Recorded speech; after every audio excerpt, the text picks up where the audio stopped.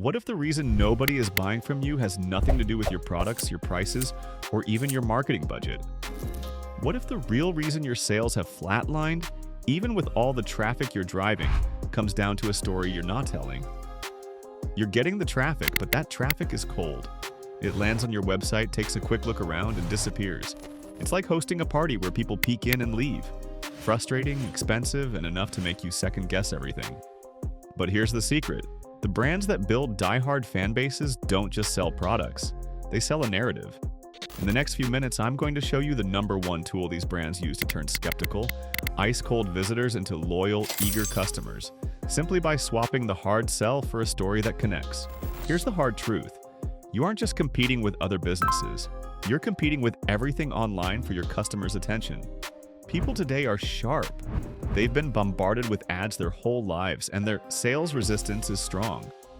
Your typical product page with bullet points and a big Buy Now button is asking for too much trust too soon, like proposing on the first date. They don't know you, they don't trust you, and they have no reason to believe your product is any different from the rest. Traffic is only step 1. Turning that traffic into actual buyers is the real challenge.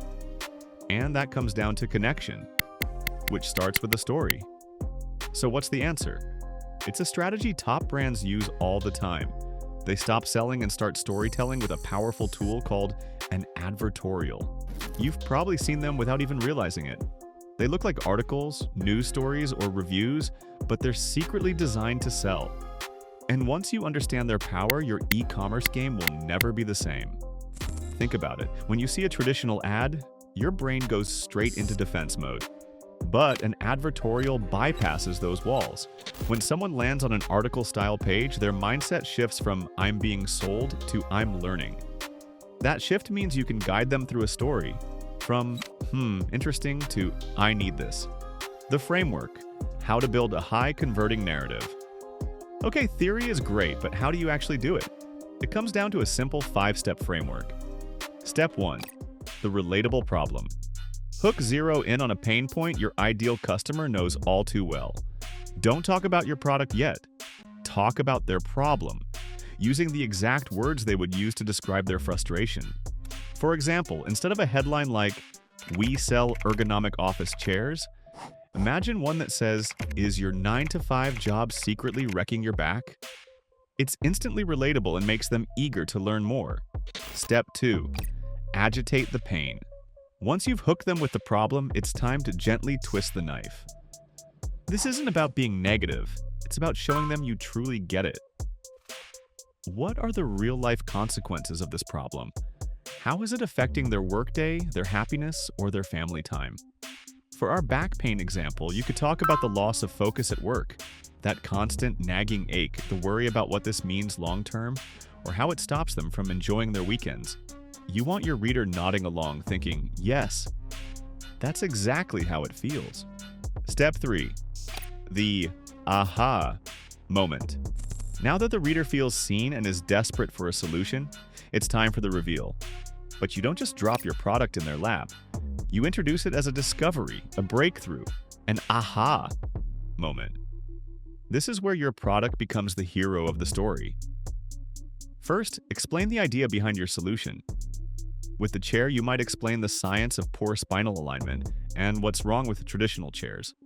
Then, you introduce your product as the perfect embodiment of that solution. That's why we engineered the Ascent chair, the first chair designed to move with your body, not against it. This move frames your product as a true innovation, not just another item for sale. Step 4. Build unshakable trust with social proof. At this stage, they're interested but still a bit skeptical. You have to back up your claims with undeniable proof. This is where you seamlessly weave in your best testimonials, 5-star reviews, case studies, or any endorsements from experts. Instead of just saying, "People love our chair," quote a real customer. "I honestly thought I'd have to live with back pain forever. After 2 weeks with the Ascent chair, I'm pain-free for the first time in years." Sarah K. used logos of any publications you've been featured in. Mention how many thousands of happy customers you have. Every single piece of proof chips away at their skepticism. Step 5. The clear and urgent call to action. Finally, you have to tell them exactly what to do next. Your call to action shouldn't feel pushy. It should feel like a natural and helpful next step to finally solve their problem. Use clear, direct language. And whenever possible, add a little friendly urgency or exclusivity to encourage them to act now.